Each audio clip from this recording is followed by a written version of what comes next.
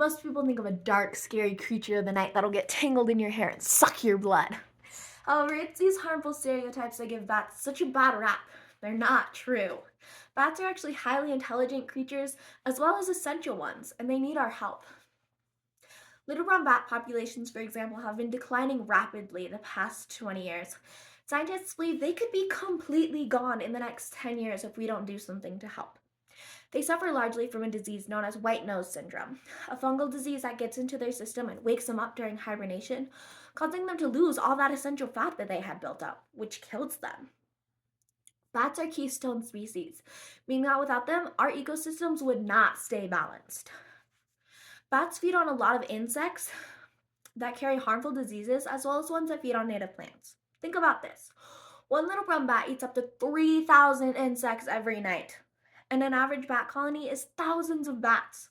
Can you imagine a world without them? How many more diseases there would be? How many plants would just be gone? It's not a world that I would like to live in. Bats are also just highly fascinating creatures.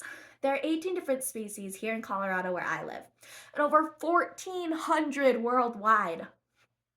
Of these, only 3 of them drink blood. These are the vampire bats. They have an anticoagulant in their saliva that keeps the blood from clotting. They just make a small abrasion in the skin and lick it up. And the animals they're feeding on don't even notice because they only drink up to 2 tablespoons of blood a night, which is not enough for these big livestock to feel anything. And again, that's only 3 species. Most bats actually either feed on insects or fruit. Microbats are smaller, about 1 to 6 inches in size. They're the ones that live mostly here in North America. They feed on insects and they use echolocation to find their food. Megabats, on the other hand, are a lot larger, the largest being a golden crowned flying fox, which wingspan is 5 foot 6 inches. That's bigger than me.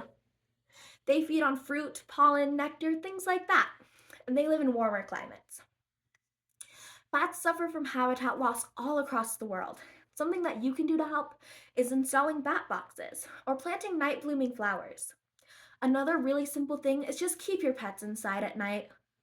It's the small things, but cats, they like to make a game out of catching the bats, and that's harmful for both parties.